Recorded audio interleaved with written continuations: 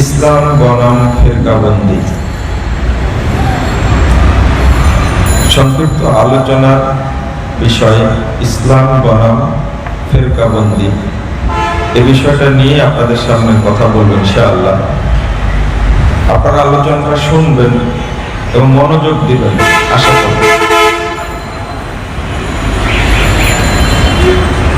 সূরা আল ইমরান 19 নম্বর আয়াতে আল্লাহ বলছেন, ইন্নাদ দীনা ইনদাল্লাহিল ইসলাম, নিশ্চয় আল্লাহর নিকটে মনোনীত দিন হলো ইসলাম। এছাড়া অন্য কোন দিন আল্লাহর কাছে গ্রহণযোগ্য নয়। কোন ধর্ম, দর্শন, মতবাদ, থিওরি, ইজম, তরিকা, মাযহাব কোন কিছু আল্লাহর কাছে গ্রহণযোগ্য নয়। একই সূরার 85 নম্বর আয়াতে আল্লাহ বলেন, ওয়া মান ইয়াবতাগি গায়রাল ইসলামি দীনা ফালান ইউকবালা মিনহু ওয়া হুয়া ফিল আখিরাতি মিনাল খাসিরিন। আল্লাহ বলেন, ওয়া মান ইয়াবতাগি গায়রাল ইসলামি দীনা, ইসলাম ছাড়া কেউ আর অন্য কোন দিন যদি তালাশ করে, ওই দিনকে পালন করার চেষ্টা করে, ফালা ইউকবালা মিনহু, কখনো ওই ধর্ম, দর্শন বা থিওরি বা মতবাদ গ্রহণযোগ্য নয়, গ্রহণ করা হবে না। ফালা ইউকবালা মিনহু ওয়া হুয়া ফিল আখিরাতি মিনাল খাসিরিন। ইসলাম ব্যতীত অন্য কোন ধর্ম, দর্শন, থিওরি নিয়ে যদি মারা যায়, তাহলে পরকালে সে ক্ষতিগ্রস্তদের অন্তর্ভুক্ত হবে। নাউযুবিল্লাহ। আমরা এখানে কে কে আছি যে কিয়ামতের মাঠে ক্ষতিগ্রস্ত হতে চাই? কেউ নাই। এ কথা কেউ মনে করবেও না এবং ভাববেও না। তো আল্লাহ যে কথাটি বললেন, ওয়া হুয়া ফিল আখিরাতি মিনাল খাসিরিন, ওই ব্যক্তি পরকালে ক্ষতিগ্রস্তদের অন্তর্ভুক্ত হবে। আল্লাহ সূরা আল মায়েদার 3 নম্বর আয়াতে বলছেন, আল ইয়াউমা আকমালতু লাকুম দীনাকুম ওয়া আতমামতু আলাইকুম নি'মাতি ওয়া রাদিতু লাকুমুল ইসলাম দীনা। আল্লাহ এই আয়াতটি বিদায় হজ্জের ভাষণের সময় আল্লাহ রাসূল সাল্লাল্লাহু আলাইহি ওয়াসাল্লাম পাঠ করেন। আজকে আল ইয়াউমা আকমালতু লাকুম দীনাকুম, আমি আল্লাহ তোমাদের জন্য তোমাদের দ্বীনকে পূর্ণ করে দিলাম।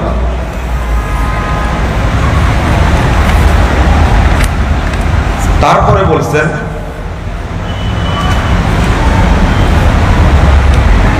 ওয়া আতমামতু আলাইকুম নি'মাতি ওয়া রাদিতু লাকুমুল ইসলাম দীনা, আর আমি সন্তুষ্ট হয়ে গেলাম তোমাদের জন্য যে দিন হিসাবে ইসলামকে দিয়েছি তার প্রতি। আল্লাহ কেবলমাত্র একটা দিনের প্রতি সন্তুষ্ট, সে দিনের নাম কি? ইসলাম। একটা জিনিস বলে দিই, এই দিনের অর্থ কখনো আপনারা কেউ ধর্ম করবেন না। ইসলাম অর্থ ধর্ম না, অন্যান্য ধর্মের মতো না। তো একদিকে আল্লাহ বললেন আল্লাহর নিকটে মনোনীত দিন হলো ইসলাম। 2, আল্লাহ বললেন ইসলাম ব্যতীত অন্য কোন ধর্ম, দর্শন, থিওরি, ইজম এইগুলোকেও যদি মেনে চলে, তাহলে সেটা গ্রহণ করা হবে না এবং এই ধরনের ব্যক্তি কিয়ামতের দিন ক্ষতিগ্রস্ত হবে। 3 নম্বর আয়াতে বললেন যে আমি আল্লাহ ইসলামের প্রতি সন্তুষ্ট। সূরা বাকারা 208 নম্বর আয়াতে আল্লাহ বলছেন, ইয়া আইয়ুহাল্লাযীনা আমানু দুখুলু ফিস-সিলমি কাফা, হে মুমিনগণ তোমরা ইসলামে প্রবেশ করো, ফিস-সিলমি কাফা, একেবারে পরিপূর্ণ রূপে। ইসলামের একদিক আপনি মানবেন, আরেক দিক মানবেন না, এইটা আল্লাহ বললেন না। ইসলামকে মানতে হলে পুরোপুরি মানতে হবে। ইসলামের অর্থনীতি একটা দিক আছে, এই ইসলামের অর্থনৈতিক দিকটাও আপনাকে ফলো করতে হবে। ইসলামের সামাজিক যে দিক আছে সেটাও আপনাকে ফলো করতে হবে। ইসলামের রাষ্ট্রীয় একটা দিক আছে, সেটাও ফলো করতে হবে। ইসলামের রাজনৈতিক যে দিকটা আছে সেটাও আপনাকে ফলো করতে হবে। দুইটা দিক, একটা হলো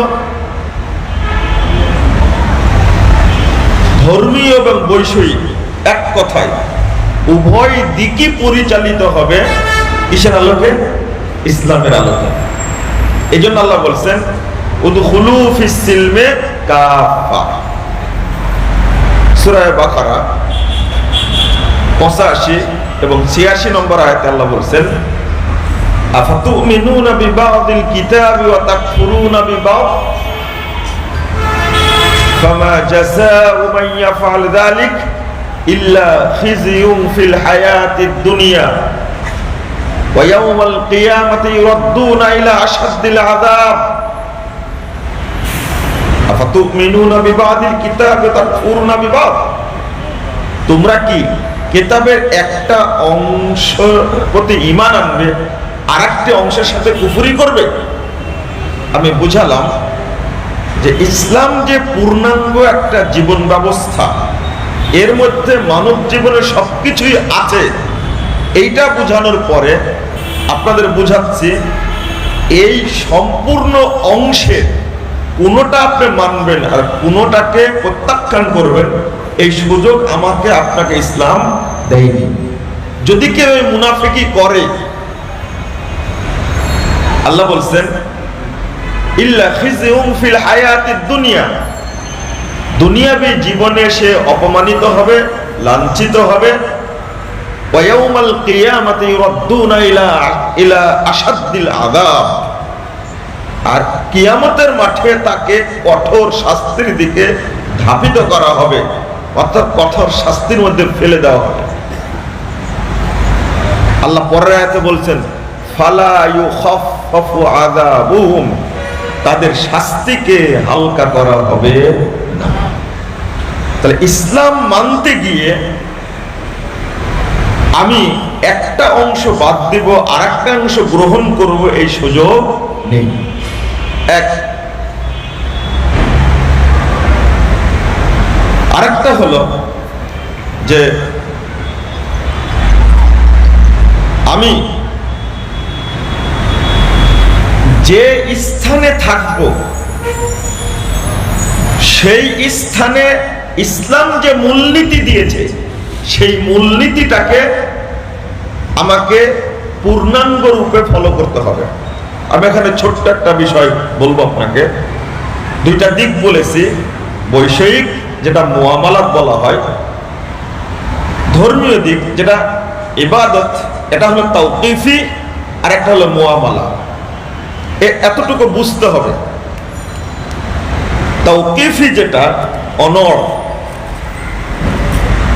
সালাত, সিয়াম, হজ, যাকাত, এইগুলো যেভাবে যে স্থানে যে শর্তে করা হয়েছে এইগুলো আপনি করতে বাধ্য।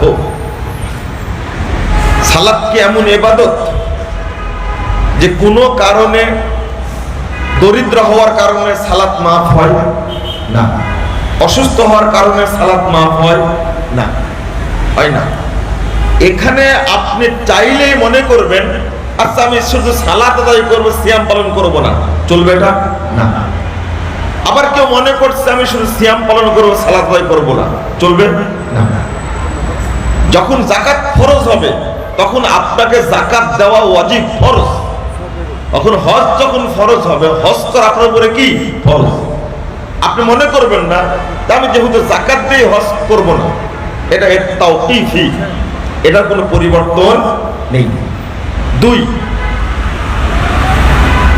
মুআমালাত। এই জীবনের ক্ষেত্রে, বৈষয়িক জীবনের ক্ষেত্রে আপনার স্বাধীনতা আছে, তবে যেটা যখন করবেন ওইটা করার ক্ষেত্রে আপনাকে মূলনীতি মেনে চলতে হবে। আপনি ব্যবসা করবেন না, কৃষি কাজ করবেন, করেন, এটা আপনার জন্য এখতিয়ার আছে। আপনি ব্যবসাও করবেন না, কৃষি কাজও করবেন না, এই যে একজন ডাক্তার হবেন, আচ্ছা ঠিক আছে, ডাক্তারের পেশা গ্রহণ করেন, তবে ডাক্তার অবস্থায় থেকে আপনাকে ওই স্থানের মূলনীতি ফলো করতে হবে। আপনি ডাক্তারের নামে ডাকাত হবেন, এটা চলবে না।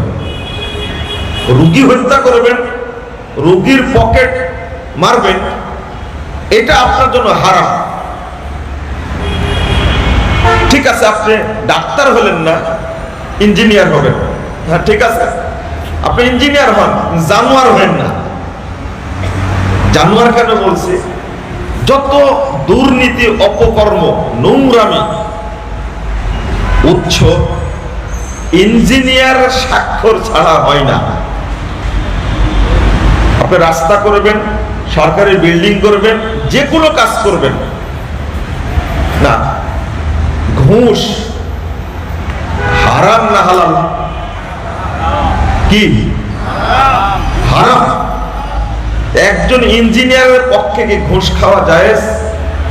হারাম, হারাম। হ্যাঁ, আপনি ইঞ্জিনিয়ার হয়ে আপনি ব্যবসা করবেন না, ডাক্তারি করবেন না, আপনি রাজনীতি করবেন না, আপনি কৃষি কাজ করবেন না, আপনার পেশা ইঞ্জিনিয়ার, আপনি একজন বেতনভুক্ত নিয়োগকৃত ইঞ্জিনিয়ার। এখানে আপনাকে পুঙ্খানুপুঙ্খ রূপে আপনাকে আইন মেনে চলতে হবে, যেটা বৈধ। ওখানে ফাঁকি দেওয়ার কোনো সুযোগ নেই। তাহলে বৈষয়িক জীবনের ক্ষেত্রে আপনার স্বাধীনতা আছে।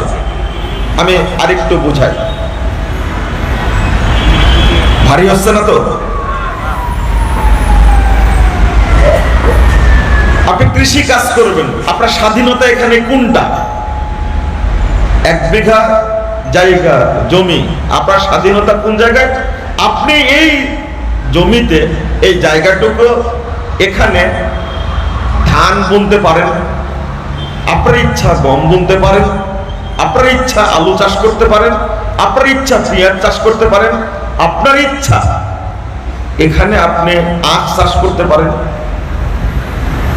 এখানে আপনার স্বাধীনতা আছে, কিন্তু মূলনীতিটা যেটা, সেটা হলো আপনার যতটুকু জায়গা ততটুকু জায়গার মধ্যেই করতে হবে। অপরের জমি দখল করা কি হারাম। 2, চাষ করেন যেগুলো বৈধ, হালাল, কিন্তু গাঁজা চাষ করতে পারবেন না। পারবেন? গাঁজা চাষ করার কোনো সুযোগ নেই। ঠিক কৃষি কাজ করবেন না, আপনি ব্যবসা করবেন, করেন, স্বাধীনতা আছে আপনার। কাপড়ের ব্যবসা করেন, চাউলের ব্যবসা করেন, ল্যান্ডের ব্যবসা করেন, ডেভেলপারের ব্যবসা করেন, স্বাধীনতা আছে। একটা বাদতে একটা করেন, যে কোনো একটা করেন, স্বাধীনতা আছে। মূলনীতি কি? কয়েকটা মূলনীতি আছে, 7টা মূলনীতি আছে। কয়েকটা আমি বলছি। ব্যবসার কোনো পণ্য যেন হারাম না হয়। ব্যবসা করবেন কিন্তু বিড়ির ফ্যাক্টরি তৈরি করবেন, এটা চলবে না। তামাক চাষ করবেন, এটা চলবে না, যেটা আগেই বললাম।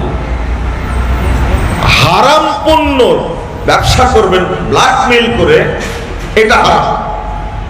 তাহলে যে কোনো জিনিসের ব্যবসা করতে পারেন, তবে মূলনীতি মেনে চলতে হবে।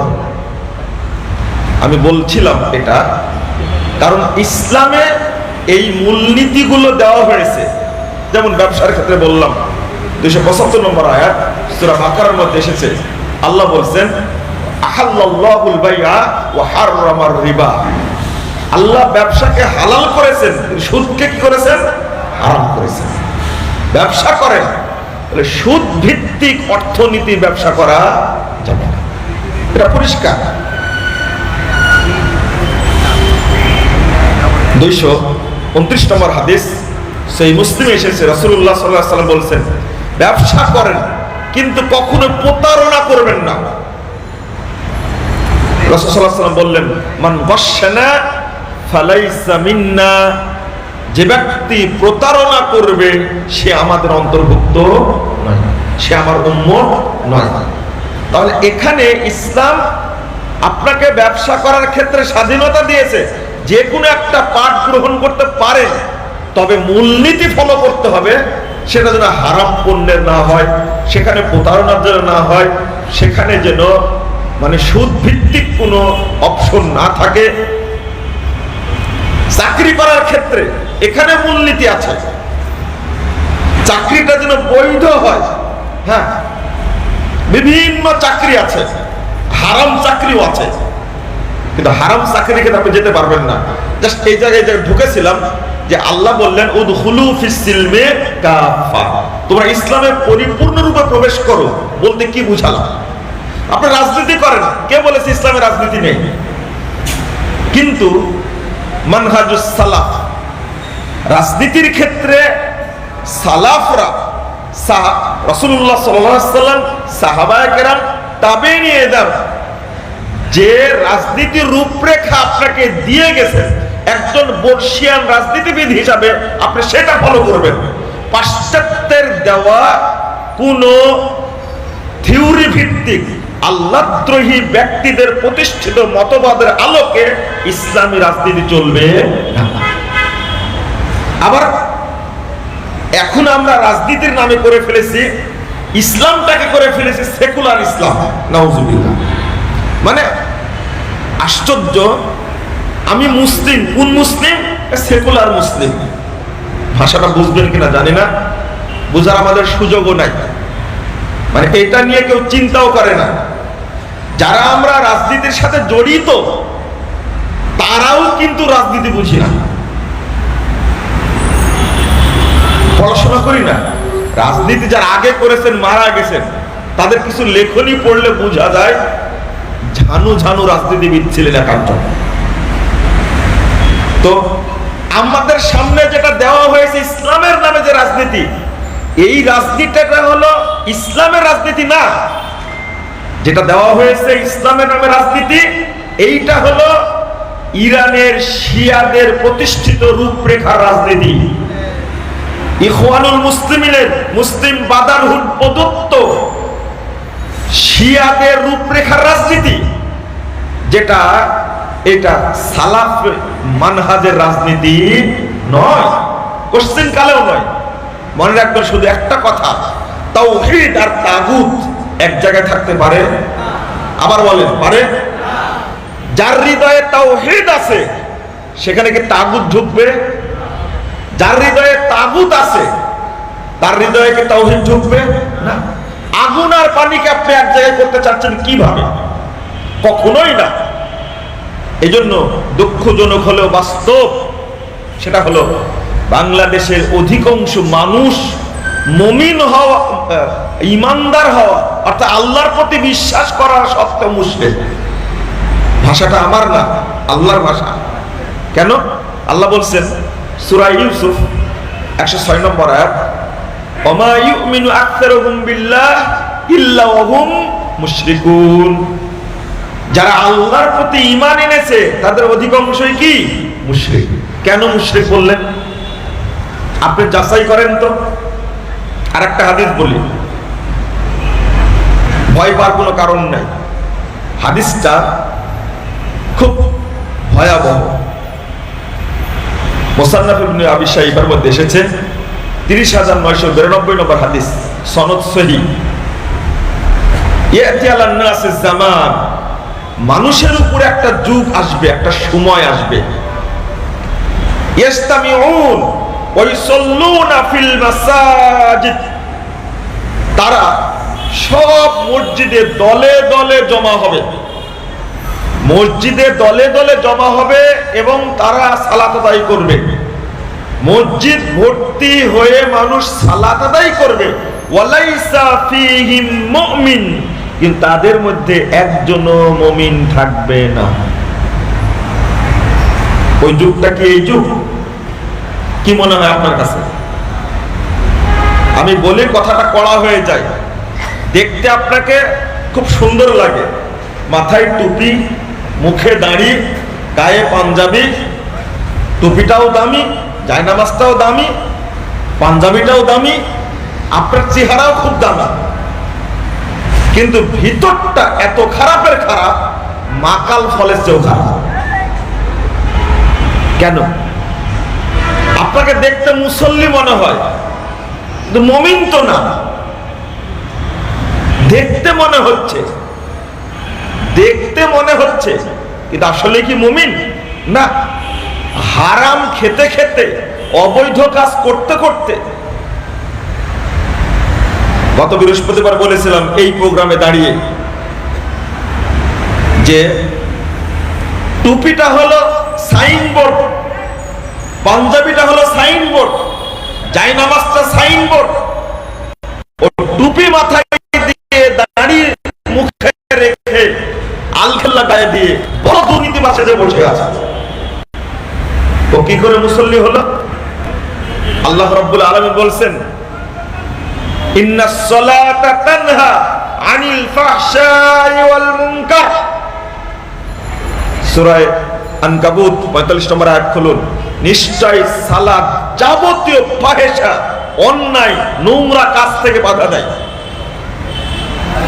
আপনি একজন ব্যবসায়ী, 70 বছর যাবত ব্যবসা করছেন, আপনি একজন সুদের সাথে জড়িত, ব্যাংকে কোটি কোটি টাকা সুদ আছে।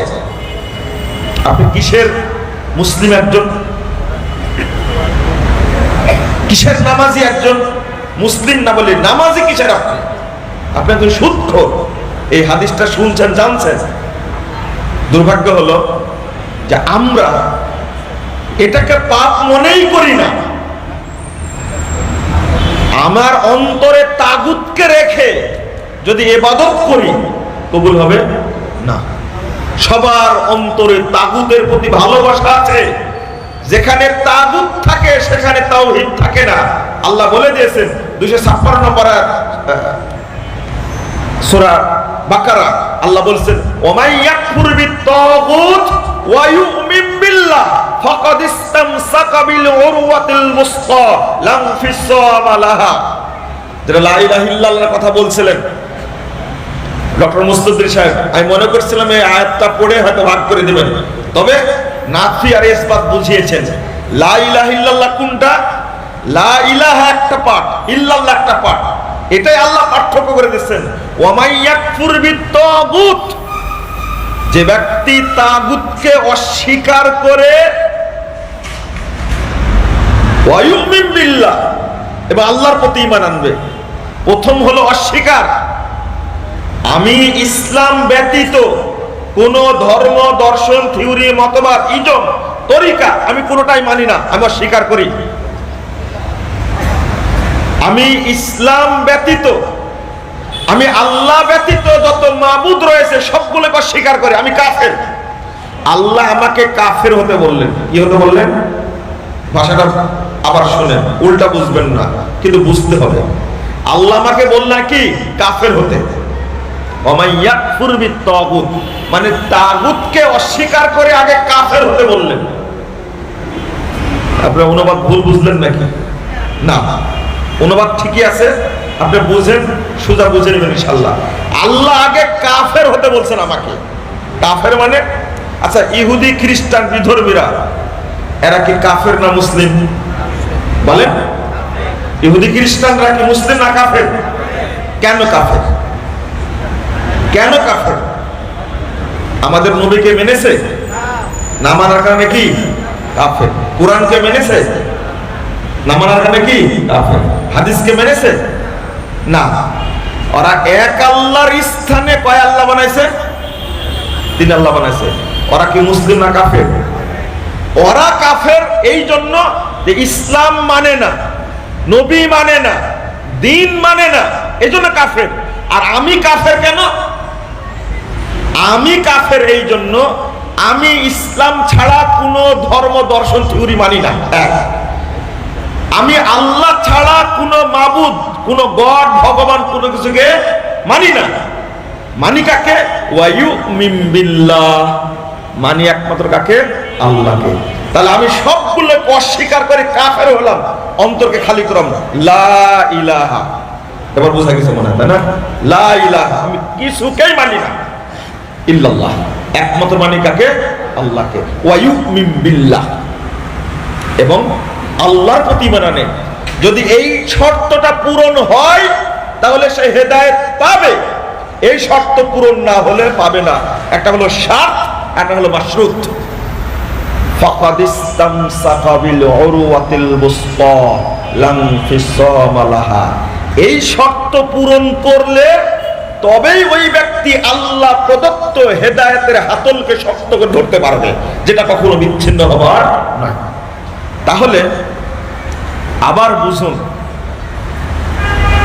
ইসলাম ছাড়া যদি এখানে তাগুতকে ঠাঁই দেন তাহলে আল্লাহর কাছে গ্রহণযোগ্য হবে না। শিরিককে ঠাঁই দিলে গ্রহণযোগ্য হবে না। কিসের মুসলিম? গর্বের সাথে বলছি ৯২% মুসলমানের দেশ। আমি তো 2% দেখি না। মুসলমানের নামে অধিকাংশ হলো মুনাফেক। সে মুনাফেক কি পুরাতন মুনাফেক, কাঁচা মুনাফেক, টাটকা মুনাফেক। কেন?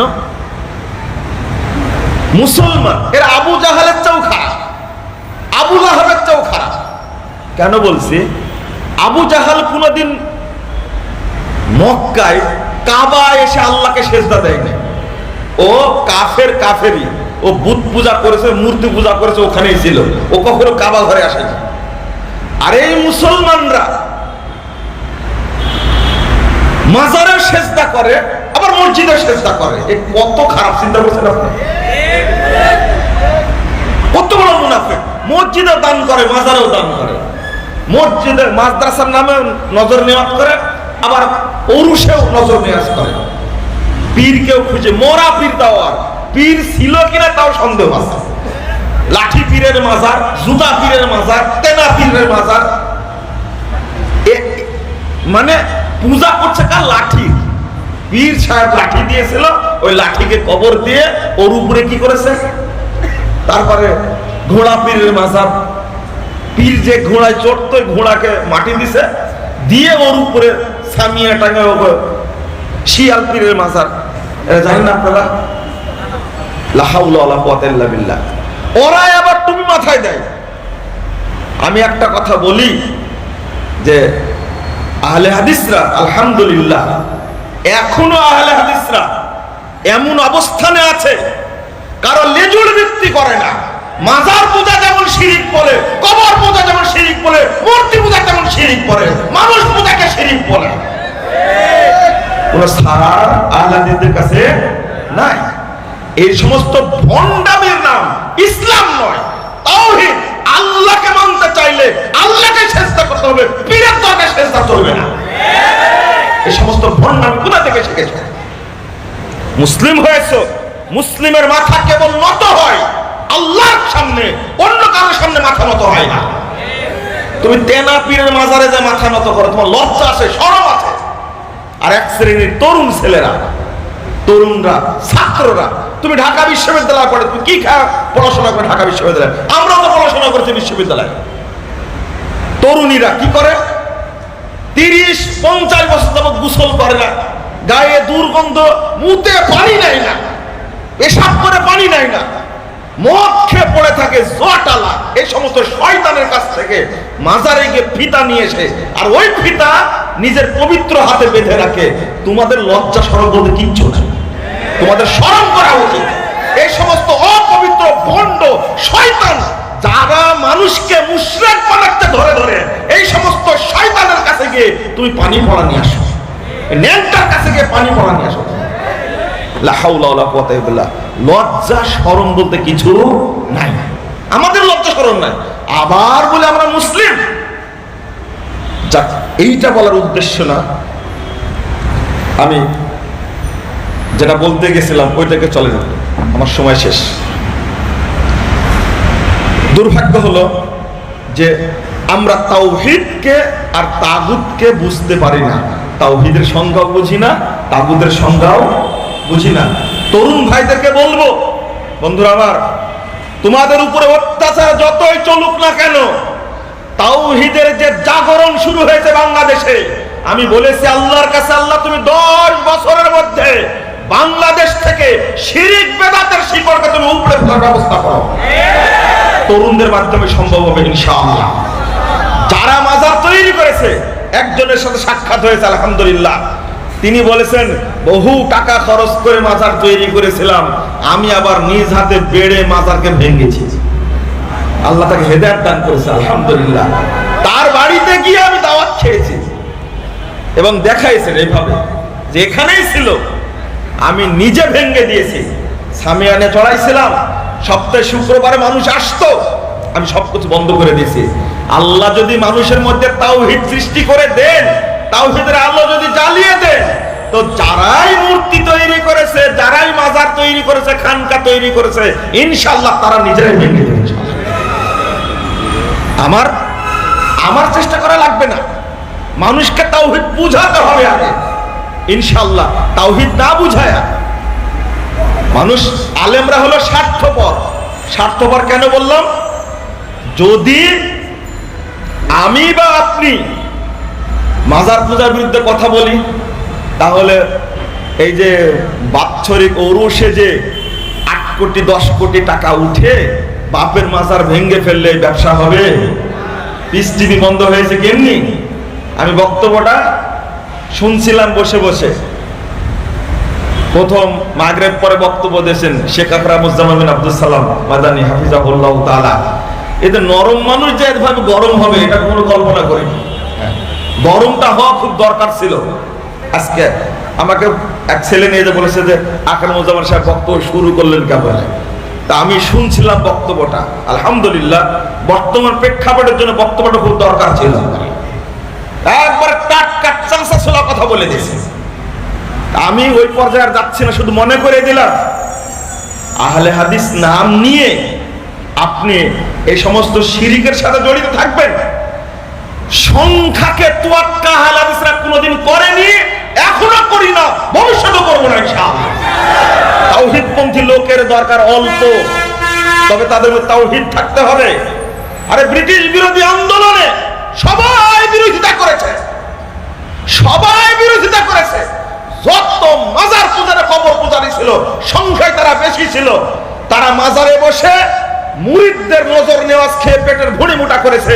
আহলে হাদিস উলামায়ে কেরাম ব্রিটিশদের বিরুদ্ধে সংগ্রামে নেমে গেছিলেন সেই সময়। তারা সহযোগিতা করেনি, কি হলো শেষে? শাহ ইসমাইল শহীদকে আল্লাহ রাব্বুল আলামিন এমন জ্ঞান দান করেছিলেন, এক বক্তব্যে ৭০,০০০ হিন্দু ইসলাম গ্রহণ করেছে, আর তারাই হয়ে গেল সৈনিক। এই জন্য তাওহীদ থাকলে আল্লাহ বরকত দান করেন। কিসের?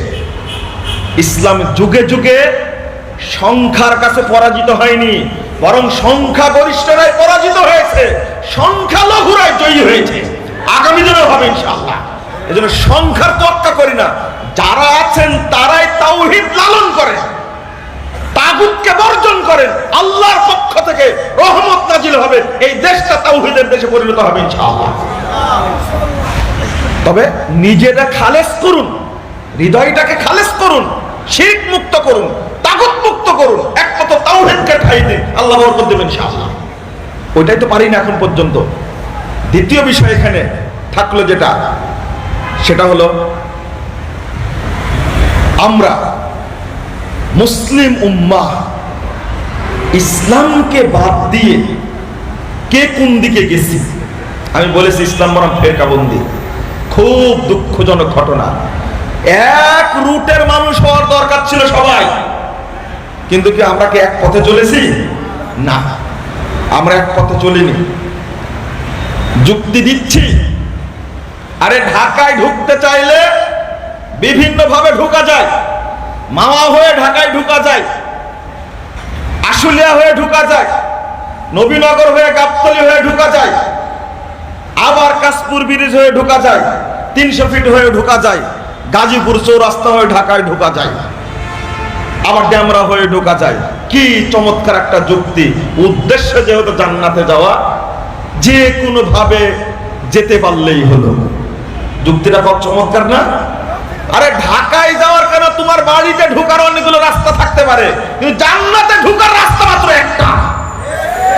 এটাই তো বুঝেননি, না বুঝার কারণে তো সব রাস্তায় চলা শুরু করেছেন। যদি মক্কায় যাওয়ার ইচ্ছা করে পূর্ব দিকে রওনা দেন, আপনার জনম চলে যাবে, কখনো মক্কা পাবেন না। পাবেন? হ্যাঁ, জান্নাত পেতে হলে আল্লাহর দেখানো রাস্তায় চলতে হবে, সেটার নাম হলো সিরাতে মুস্তাকিম।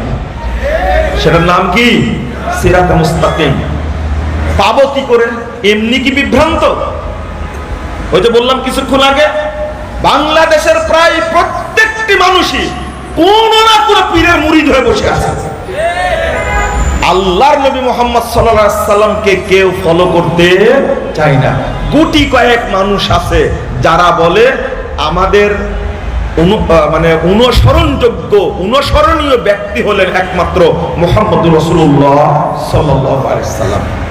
আর বাকিরা মুহাম্মদকে আদর্শ হিসেবে গ্রহণই করে না, একটু চিন্তাও করে না যে কবরে গিয়ে আমার উত্তরটা কি হবে। কবরে জিজ্ঞেস করবে আপনি কোন পীরের মুরিদ ছিলেন, তাই না? হ্যাঁ, জিজ্ঞেস করবে। এইটা জিজ্ঞেস করবে আপনি কোন দল করতেন, এটা জিজ্ঞেস করবে। আরে যেটা জিজ্ঞেস করবে ওটা নিয়ে ভাবনা নাই কেন আপনার? কোনদিন ভেবেছেন? প্রথম প্রশ্ন হলো মার রব্বুক, তোমার রব কে ছিল? উত্তর কি? হ্যাঁ, মুখ দিয়ে বের হবে, মনে তো হয় না। রবকে কতগুলো মানেননি আপনি? কাকে রব হিসাবে গ্রহণ করেছেন? মাবুদ হিসাবে কাকে গ্রহণ করেছেন? ওমা দিনুক, তোমার দিন কি ছিল? উত্তর কি? ইসলাম। কেউ ইসলাম মানে না। ওই জায়গায় আবার ফিরে আসলাম, কবরে প্রশ্ন করা হবে ইসলাম কে মানে। রাজনীতির ক্ষেত্রে এক শ্রেণীর মানুষ চলে গেছে পাশ্চাত্য মতবাদের দিকে, কেউ সেকুলারিজম, কেউ ন্যাশনালিজম, কেউ কমিউনিজম, কেউ ক্যাপিটালিজম, চলে গেছে ওই দিকে। আবার এই দিকে চলে আসছে ধর্মের ক্ষেত্রে আরেকটা পূজা শুরু হয়ে গেছে ইসলামকে বাদ দিয়ে। কেউ বলছে যে না, আমি চরমোনাই, আটরশি, ফুলতলি, কুতুববাগি, মাঝভান্ডারি, আবার কি চিস্তিয়া, মুজাদ্দিদিয়া, নকশবন্দিয়া, কাদারিয়া, সহরদিয়া। কই আপনি? কেউ বলছে ইলিয়াসি। কই আপনি ইসলামে? আপনি তো বললেন আমার দিন ইসলাম। দুনিয়াতে যদি ইসলাম মানেন তবেই মুখ দিয়ে বের হবে, তো বোকার মতো বলেন না যে মুখস্থ করে যাব। কিছু কিছু বোকা আছে বলে যে মুখস্থ করে যাব, জিজ্ঞেস করলে পাটা পাটা উত্তর দেব। ও মনে করছে যে এই দুর্নীতিগ্রস্ত বাংলাদেশের মতো কবরটা সবই সম্ভব কবরে, তাই না? লা হাওলা ওয়ালা কুওয়াতা ইল্লা বিল্লাহ। পরের প্রশ্ন কি? মান হাদার রাজুল আল্লাযী বুইসা ফীকুম, ওই ব্যক্তিকে যাকে তোমাদের মধ্যে পাঠানো হয়েছিল তিনি কে? তিনি কে? না না, কে মুহাম্মদকে মানে? আপনি তো মাও সেতুংয়ের মুরিদ, আপনি কার্ল মার্কসের মুরিদ, আপনি আব্রাহাম লিঙ্কনের মুরিদ, আপনি চার্লস হালেকের মুরিদ, চার্লস পিটারসনের মুরিদ, আপনি অথবা চরমোনাইয়ের মুরিদ, আট্রাসের মুরিদ, আপনার মানে আজমিরের মুরিদ, আপনি চিশতির মুরিদ, কাদেরিয়ার মুরিদ। আপনি হুজুর গান গায় গাউসে পাকের নাম জুবিলে আল্লাহ পাওয়া যায়, গাধা কোথাকার। আল্লাহকে পেতে হলে গাউসে পাকের দরকার আছে? হ্যাঁ, লা হাওলা ওয়ালা কুওয়াতা ইল্লা বিল্লাহ। আপনি মুখ দিয়ে বলছেন, এখন বলছেন আমার নবী ছিলেন মুহাম্মদ সাল্লাল্লাহু আলাইহি সাল্লাম। নবীকে মানা তো দূরের কথা, নবীর নাম নিয়ে হিসাবও কোনোদিন করেননি, দরুদও পড়েননি আপনি কোনোদিন। তাহলে এই তিনটা প্রশ্নের উত্তর আপনি কিভাবে দিবেন? বাংলাদেশের প্রত্যেকটি মানুষকে জিজ্ঞেস করি, রাসূল মুহাম্মদ সাল্লাল্লাহু আলাইহি সাল্লামকে আপনি ভালোবাসেন না আপনার পীরকে বেশি ভালোবাসেন? পীরকে ভালোবাসে মানে কি? পীরকে বাবা বলে। কি বলে? নাম দেশে বাবা। আরে মোবাইলে সেভ করে রাখছে বাবা, আমার সাথে পড়তো রাজশাহী বিশ্ববিদ্যালয়ে, নাম দেশে বাবা। আমি বলছি তো বাবাটা কে? তো বলছে যে এটা আমার পীর বাবা। তো তোর বাবা নাই? হ্যাঁ আছে। তো তোর বাবা থাকতে আরেকজনের বাবা বানালে কি বাবা? তো আপনার রাত্রি কিছু একটা হয়ে যাবে। আমি কিচ্ছু হবে না ইনশাআল্লাহ। এইভাবে বললেন না। পরের দিন আবার দেখা, আপনার কিছু হয়নি, তো তোর বাবা যদি কিছু করতে পারত, কিছু হতো, তোর বাবার কোনো শক্তি আছে? আশ্চর্য চিন্তা করে, পীরের নামে সেভ করে রাখছে নাম্বার কি? বাবা। আর বাবার নামে সেভ করে রাখছে নাম অনুযায়ী সেভ রাখছে। এই কত বড় পথের পথ বলে। তাহলে বাবাকে বেশি ভক্তি করে না ভণ্ডকে বেশি ভক্ত করে? ভণ্ডকে। ভণ্ডদের আখড়া বাংলাদেশে সোজা কথা। আর আপনি বলবেন, নরসিংদী থেকে আসছিলাম, দেখছি বালতি ভর্তি একবারে পুকুরের একবারে বড় বড় তাজা দেশি মাগুর নিয়ে আসছে। আমি বললাম যে বাবুজি কোথায় নিয়ে যাবেন? মাগুর মাছ। আর বুঝেন তো মাগুর মাছ, বুঝেন তো মাগুর মাছ নিয়ে যাচ্ছে। তো বাবার কাছে যাচ্ছে। বাবার কাছে যাচ্ছে? কোন বাবা? যেন আমার পীর বাবা আছে। তো ওরা বলছে এই মাছ থেকে কি আপনার বাবার মায়ের জন্য কিছু রেখে আসছেন? বলছে না, পীর বাবাকে না দেওয়া পর্যন্ত নিজের বাবাকে দেওয়া যাবে না। এই খাটাস মানুষ না জানোয়ার বলে তো দেখি। বাবা মাকে না দিয়ে পীর বাবায় ভণ্ড, মুতে পানি নাই না, একে মাগুর মাছ দেওয়ার জন্য বালতিতে করে নিয়ে আসছে। এটা আমার চোখে দেখা। এই কত খারাপের খারাপ হয়ে গেছে। আর আপনি এখন বলছেন আমার নবী মুহাম্মদ সাল্লাল্লাহু আলাইহি ওয়াসাল্লাম। আপনি কে বলেছে কবরে বলতে পারবেন এটা? না, কবরে প্রশ্ন আসবে না, বলবেন হা হা লা আদ্রি, আমি কিছুই জানি না। তখন তো ঝাড়া শুরু হবে। তখন কি শুরু হবে? ঝাড়া শুরু হবে। আপনি ভাবলেন কি করে? এভাবে চলে না। যেটা বলছিলাম যে আমাদের পথ ছিল একটা, সেটা হলো সিরাতে মুস্তাকিম। আমরা নানান ভাগে বিভক্ত হয়েছি। কেন বিভক্ত হলাম? বিভক্ত হওয়ার কারণটা কি? আল্লাহর নবী মুহাম্মদ সাল্লাল্লাহু আলাইহি ওয়াসাল্লাম অনেক ভাবে বুঝিয়েছেন। তিনি 4142 নম্বর হাদিস মুস্তাদে আহমদ খুলুন, ওই হাদিসটা বলে শুরু করি। ইবনে মাসউদ রাদিয়াল্লাহু আনহু বলছেন, খাত্তানা রাসূলুল্লাহ সাল্লাল্লাহু আলাইহি ওয়াসাল্লাম খাত্তা, আল্লাহ রাসূল একটা দাগ টানলেন, লম্বা দাগ টানলেন। টানার পরে বলছেন, রেখা টানলেন, হাযা সাবিলুল্লাহ, এটা হলো আল্লাহর রাস্তা। সুম্মা খাত্তা খুতুতান আন ইয়ামিনি ওয়া শিমালি। অতঃপর রাসূল সাল্লাল্লাহু আলাইহি ওয়াসাল্লাম ডানে অনেকগুলো দাগ টানলেন, বামে অনেকগুলো দাগ টানলেন। টানার পরে বলছেন, ওয়া হাযিহি সুবুলুনা আলা কুল্লি সাবিল শাইতান ইয়াদু ইলাইহি। দেখো এইগুলো কিন্তু একটা রাস্তা, তবে প্রত্যেক রাস্তায় শয়তান বসে আছে, সে তার দিকে ডাকছে। নাউজুবিল্লাহ। এরপরে আল্লাহ রাসূল সাল্লাল্লাহু আলাইহি ওয়াসাল্লাম ডান হাতটা রাখলেন সোজা দাগটার উপরে। রাখার পরে তিনি দলিল পেশ করছেন, সূরা আনআম 153 নম্বর আয়াতটা পেশ করছেন, ওয়া আন্না হাযা সিরাতি মুস্তাকিমা ফাত্তাবিউহু ওয়া লা তাত্তাবিউস সুবুল।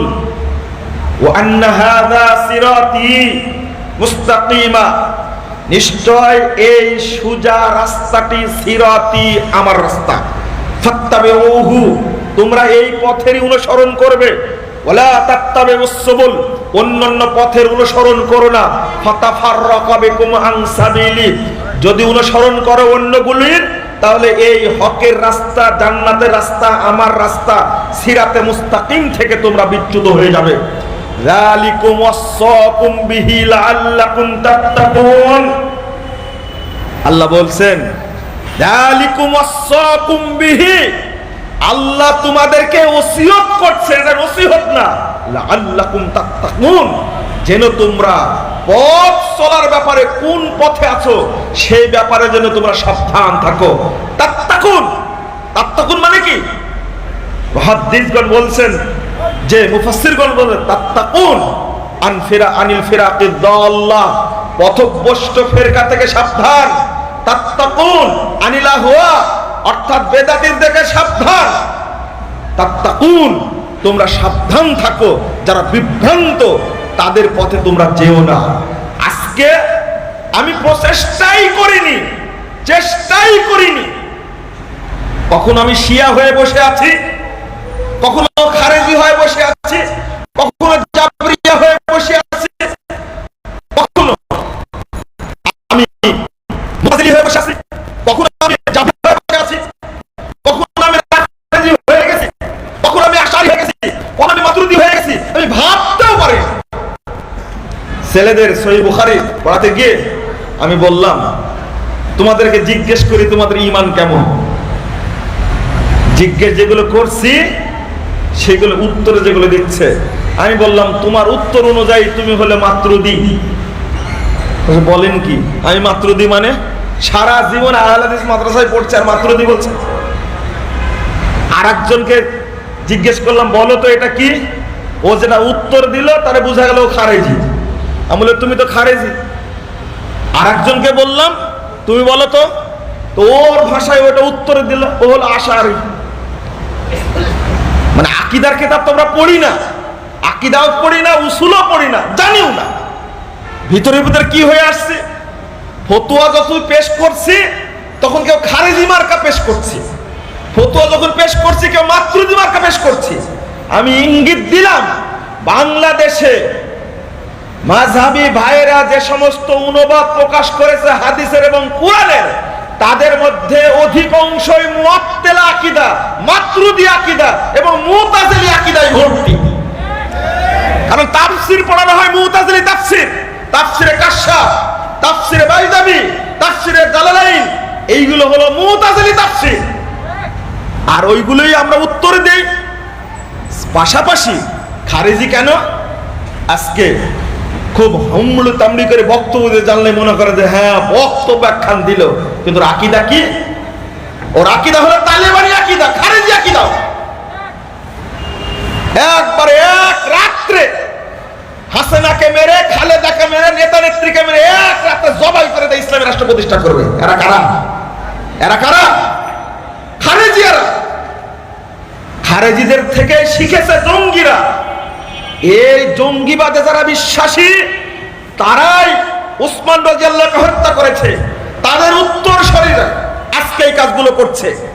তাদের বংশধর যারা, তারাই আলীকে হত্যা করেছে, তারাই খাব্বাব বিন আরতকে হত্যা করেছে, তারাই সাহাবীদেরকে হত্যা করেছে। আর আজকে তারা তাদেরই বড় বড় ফতোয়া আর লম্বা লম্বা ফতোয়া। এরা হলো সব কাফের। এক বাক্যে বলে যে সব কাফের। আরে বেটা তুমি কি তাহলে? জঙ্গিবাদ সম্পর্কে যাদের ধারণা নাই, পড়াশোনা নাই, উল্টা করে ফেলে। পড়াশোনা করেছে খারেজি মাদ্রাসায়, শরীয়ত না জেনে একটা ব্যাখ্যা দিয়ে দিল।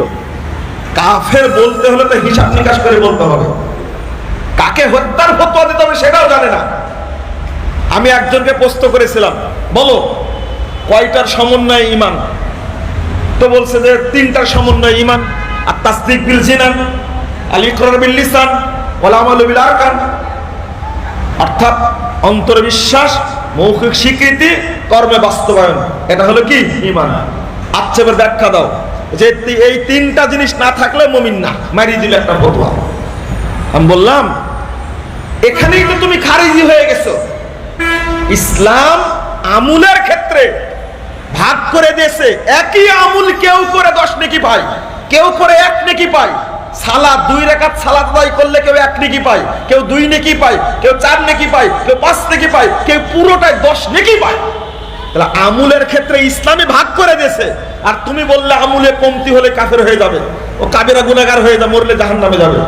এখানে মূল হলো 2টা, অন্তরে বিশ্বাস, মৌখিক স্বীকৃতি মূল, আর আমুল হলো শাখা। এই ঈমানটা ওর মধ্যে নাই, এটা আহলে সুন্নাত ওয়াল জামাতের আকীদা। আর ও হয়ে গেছে কি খারিজি। তো বলছে যেগুলো বললেন এগুলো তো আমি জানি না। জানি না বেটা কাফের বলে ফতোয়া মারলে কেন? জঙ্গিবাদের আখড়া হয়ে গেছে বাংলাদেশ। কেন? উসুল না বুঝার কারণে, আকীদা না বুঝার কারণে। এই জন্য আমি যখনই কথা বলি আমিও জানি না, আকীদা উসুল আমিও জানি না।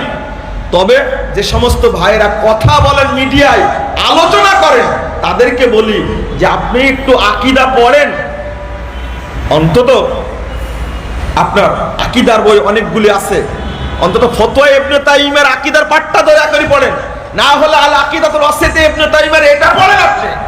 এখন আকীদার অনেক বই বের হয়েছে আলহামদুলিল্লাহ, কিন্তু পড়বেন না। উসুল পড়তে বললে উসুলও পড়বে না, ফতোয়া একটা দিয়ে দিল। যাক, এই দিকে বললাম।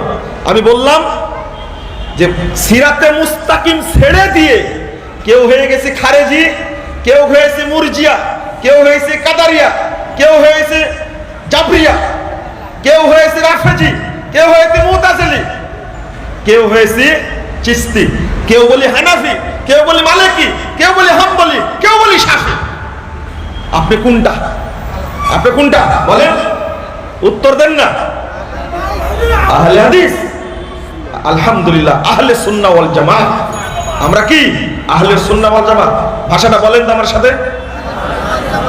সবচেয়ে মুখস্থ করা শব্দ আপনার মনে রাখা সালাফি, মনে থাকবে কি? সালাফি। আহলে হাদিস এটা তো বলা লাগবে না। আহলে সুন্নাহ ওয়াল জামাত নামগুলো কি আলাদা, কিন্তু বিষয় কি একই, আলহামদুলিল্লাহ। তো এখন যেটা আপনাদেরকে বলে শেষ করতে চাচ্ছি সেটা হলো আমরা সবাই সিরাতে মুস্তাকিমের উপরে অটল থেকে জান্নাতে যেতে চাই। 69 নম্বর আয়াত সূরা আনকাবুত খুলেন।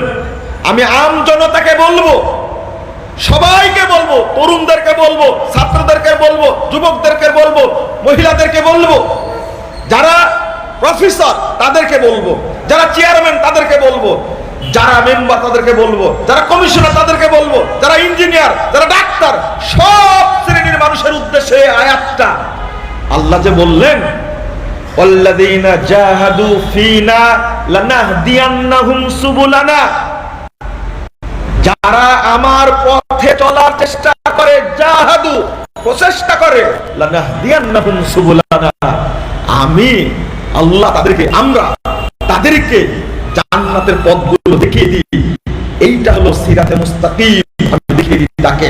সিরাতে মুস্তাকিমে বলতে গেলে সৎ আমল কি কি আছে এগুলো সবই পাওয়া যায় সুবুলানা। এইগুলোর মাধ্যমে আমি জান্নাত পর্যন্ত চলে যাব। আমি সিরাতে মুস্তাকিমের উপরে থেকে সালাত আদায় করব, সিয়াম পালন করব, যাকাত দেব, ইসলামী রীতি অনুযায়ী সালাফি মানহাজের আলোকে পরিচালিত হব ইনশাআল্লাহ। সাহাবীদের সাথে আমরা জান্নাতে যাব ইনশাআল্লাহ। প্রশ্ন হলো চেষ্টা কোনদিন করেছেন? আল্লাহ যে বললেন জাহাদু প্রচেষ্টা চালালে আমি তাদেরকে পথ দেখাবো, প্রচেষ্টাই তো করেন। একটা বই পড়েননি, একটা বক্তব্য শুনেননি, একটু এক বড় আলেমের কাছে গিয়ে জিজ্ঞেস করেননি? কি জিজ্ঞেস করলেই বলেন ইমামের উপরে দিয়ে ভর বিসমিল্লাহি আল্লাহু আকবার। বিসিএস ক্যাডার হয়েছেন কি খেয়ে? আজকে তো বিসিএস পরীক্ষা হলো, এরাও এরকমই হবে। আজ থেকে 10 বছর 15 বছর 20 বছর আগে বিসিএস ক্যাডার হয়েছে। কালকে বললাম একটা বিসিএস ক্যাডার ওই সালে বিসিএস পরীক্ষায় ফার্স্ট হয়েছে, কিন্তু শরীয়ত সম্পর্কে কিচ্ছু জানে না। এলেম গিজগিজ করছে ভিতরে, কিন্তু কোরআনের আয়াত একটাও নাই। তো বিসিএস ক্যাডার হয়ে আপনি কি করলেন? এত বড় জ্ঞানী নাম ধারণ করে কি করলেন? লন্ডন থেকে মাস্টার্স করে আসলেন, কি বলে আইনজীবী হয়ে আসলেন, বড় নাম লেখলেন ব্যারিস্টার, কিন্তু আপনার মধ্যে দ্বীনের জ্ঞানটুকু নাই কেন? আপনি আল্লাহকে বলবেন তো ইমামকে জিজ্ঞেস করেন আমি কিছু জানি না, বিসমিল্লাহি আল্লাহু আকবার, ইমামের উপরে দিয়ে ভর বিসমিল্লাহি আল্লাহু আকবার। আকীদা এত খারাপের খারাপ, সাধারণ মানুষকে তাও বোঝানো যায়, কিন্তু একটা শিক্ষিত মানুষ গুণা হলে ওকে বোঝানো যায় না।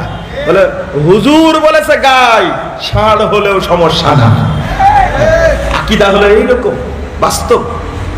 তাহলে আপনি শিক্ষিত হয়ে কোনোদিন প্রচেষ্টা চালালেন না, তবে আলহামদুলিল্লাহ তুম্মা আলহামদুলিল্লাহ যে বর্তমান প্রেক্ষাপটে মিডিয়ার বরকতে হোক, আল্লাহর রহমতে বাংলাদেশে উচ্চ শ্রেণী থেকে নিম্ন শ্রেণী পর্যন্ত বহু মানুষ হকের দাওয়াত পেয়ে সিরাতে মুস্তাকিমের অনুসারী হয়ে গেছে আলহামদুলিল্লাহ। সেটা প্রশাসনে অনেক আছে, এমপি মন্ত্রী অনেক আছে, ডাক্তার অনেক আছে, ইঞ্জিনিয়ার অনেক আছে, প্রফেসর অনেক আছে, সচিব অনেক আছে, তরুণরা অনেক আছে। সারা বাংলাদেশে এখন বর্তমানে সহিহ আকীদার সালাফি মানহাজের বিপ্লব চলছে আলহামদুলিল্লাহ। আমি নিরাশ নই, আম জনতাকে এতটুকু বলবো একটু যাচাই করে মানুন, তাহলে আল্লাহ পথ দেখাবে। আপনি প্রচেষ্টাই করলেন না, তাহলে পথ দেখাবে কি করে? আল্লাহ পথ দেখাবেন কি করে আপনাকে? আপনি যাচাই করুন, প্রচেষ্টা করুন। আল্লাহ প্রচেষ্টা করতে বললেন ওয়াল্লাযিনা জাহাদু ফীনা লানাহদিয়ান্নাহুম সুবুলানা। আল্লাহু আকবার, এটা আল্লাহর কথা, কিন্তু মানতে পারেনি। আজকে আমি হানাফি হয়ে বসে আছি, একজন শাফি হয়ে বসে আছে, একজন হাম্বলি হয়ে বসে আছে, কেন? যারা আজকে হানাফি বলে দাবি করি, আমি তাদের উদ্দেশ্যে বলবো, হানাফি মাযহাব আর হানাফি মাযহাব আসে দুই ভাগে ভাগ হয়ে গেছে। এক ভাগ হলো বেরলভী, আর একবার হলো কি দেওবন্দি। বেরলভীরা দেওবন্দিকে দেখতে পারে, দেওবন্দিরা বেরলভীকে দেখতে পারে। এবার দেওবন্দিরা দুই ভাগে ভাগ হয়েছে। সারা পৃথিবীতে একজন কেন্দ্রীয় নেতার সাথে কথা হলো, সেটা শুধু বাংলাদেশে জুবায়ের গ্রুপ আর সাত গ্রুপ হয়নি, বরং সারা পৃথিবীতে প্রত্যেকটি দেশে দুই গ্রুপ হয়ে গেছে। লা হাওলা ওয়ালা কুওয়াতা ইল্লা বিল্লাহ। ছিল আগে কয়টা? একটা।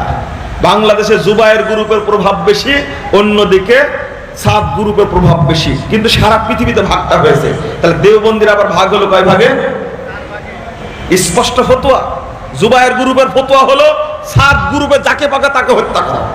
সাত গ্রুপের ফতোয়া হলো জুবায়ের গ্রুপে যাকে পাকে তাকে হত্যা করা। লা হাওলা ওয়ালা কুওয়াতা ইল্লা বিল্লাহ। দেওবন্দিরা ভাগাভাগি হয়ে গেছে। সে ভাগ, সে কোন ভাগ? দেওবন্দিরা অন্তত কয়েক হাজার ভাগে ভাগ হয়েছে। আর বেরলভীরা যারা মাজার পূজারী, তারা অন্তত কয়েক লক্ষ ভাগে ভাগ হয়ে গেছে। হানাফি আছে, শুধু নাভির নিচে হাত বাঁধলে হানাফি হয়? তা আবার স্পষ্ট ঘোষণা, ঘোষণাটা বলবো। স্পষ্ট ঘোষণা হলো, আমরা আকীদা নিয়েছি মাতরুদির কাছ থেকে, আর আমল নিয়েছি হানাফির কাছ থেকে, ইমাম আবু হানিফার কাছ থেকে। কি সুন্দর কথা, ভাষাটা শুনেন আবার। আমরা আকীদা নিয়েছি আবুল মনসুর মাতরুদির কাছ থেকে, আর আমলটা নিয়েছি ইমাম আবু হানিফার কাছ থেকে, আর মানহাজটা নিয়েছি দেওবন্দীদের কাছ থেকে। ইসলামের কাছ থেকে কি নিয়েছেন?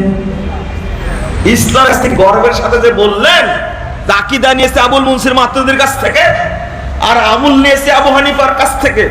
কারণ আবু হানিফা রাহিমাহুল্লাহর আকীদা পীর পূজারী আকীদা না, আল্লাহ সর্বত্র বিরাজমান, এই আকীদা আবু হানিফার ছিল না। মুহাম্মদ সাল্লাল্লাহু আলাইহি ওয়াসাল্লামের নূরের তৈরি, এটা ইমাম আবু হানিফার আকীদা ছিল না। লা হাওলা ওয়ালা কুওয়াতা ইল্লা বিল্লাহ। ওই জন্য বলছে কি, আকীদাটা নিয়েছে আবুল মনসুর মাতরুদির কাছ থেকে, আমল নিয়েছে কি কার কাছ থেকে? আবু হানিফা রাহিমাহুল্লাহর কাছ থেকে। আর কোন মানহাজ মানেন? দেওবন্দি মানহাজ মানে লেনে। তাহলে আপনারা জিজ্ঞেস করতে ইসলাম থেকে কি নিলেন? ইসলাম থেকে কি নিলেন? কিছুই নেই। আর বেরলভীদের অবস্থা, এখন আপনি যদি চাপাতে চান, বেরলভীদের কথা বলার দরকার নাই। এরা পাক্কা মাজার পূজার মুশরিক সরাসরি। এদের মধ্যে কেউ কেউ আছে, লা হাওলা ওয়ালা কুওয়াতা ইল্লা বিল্লাহ, আলবানীকে যেভাবে গালিগালাজ করে, এটা বলে শেষ করা যাবে না। আমি শুধু তাদের জন্য বলি, আল্লাহ তুমি তাদেরকে হেদায়েত করো। প্রত্যেক বক্তব্য শেষে বলি, আল্লাহ যারা মাজার পূজা, কবর পূজা, পীর পূজা, বিদআত নিয়ে ব্যস্ত, আল্লাহ তুমি তাদেরকে হেদায়েত দান করো। তুমি যদি হেদায়েত দাও, তোমার কমবে না হেদায়েতে। কমবে কি? শুধু দেশটা প্রশান্তি পাবে, একটা শিরক মুক্ত, দুর্নীতি মুক্ত, জঙ্গিবাদ মুক্ত, বিদআত মুক্ত, ফ্রেশ তাওহীদের দেশে পরিণত হবে ইনশাআল্লাহ। এটাই তো চাই মূলত। বন্ধুরা আমার, আমি শেষে বলতে চাই যে ইমাম আবু হানিফা রাহিমাহুল্লাহর নাম দিয়ে যেটা আমরা চালাই দিচ্ছি, আসলে কি এটা ইমাম আবু হানিফা? তো না, আসলে ইমাম আবু হানিফা আর হানাফি মাযহাব এক জিনিস না। এই পাঠ অন্যদিন বলবো। আমি বক্তব্য শেষ করে দিচ্ছি। আপনাদের জন্য দোয়া করি, আল্লাহ যেন আপনাদের আমাদেরকে আল্লাহ তার খাদেম হিসাবে কবুল করে নেন। আমিন। আল্লাহ যেন সারা বাংলাদেশটাকে যেন নির্ভেজাল তাওহীদের দেশ হিসাবে কবুল করে নেন। আল্লাহ যেন এই দেশ থেকে শিরক বিদআতকে উৎখাত করে দেন। আমিন ইয়া রাব্বুল আলামিন। আল্লাহ যেন এই দেশের আলেম শ্রেণী, আলেম ওলামা যারা যারা কোরআন এবং সুন্নাহর কথা বলে, আল্লাহ যেন তাদেরকে হেফাজত করেন। আমিন ইয়া রাব্বুল আলামিন। এবং সারা পৃথিবীতে যারা কোরআন সুন্নাহ দাওয়াত দিয়ে যাচ্ছে, যে যেখানে আছে, আল্লাহ যেন তার পক্ষ থেকে বিশেষ নিরাপত্তা দিয়ে তাদেরকে হেফাজত করেন। আমিন। সারা দেশে যারা মুসলিমরা নির্যাতিত হচ্ছে, আল্লাহ যেন তাদেরকে হেফাজত করেন। আমিন। যারা নির্যাতন করছে, আল্লাহ যেন তাদেরকে হেদায়েত দান করেন। হেদায়েত কপালে না থাকলে তাদেরকে যেন আল্লাহ ধ্বংস করে দেন। আমিন ইয়া রাব্বুল আলামিন। আল্লাহ যেন এই করোনা মহামারীর হাত থেকে মুসলিম বিশ্বকে আল্লাহ হেফাজত করেন। আমিন ইয়া রাব্বুল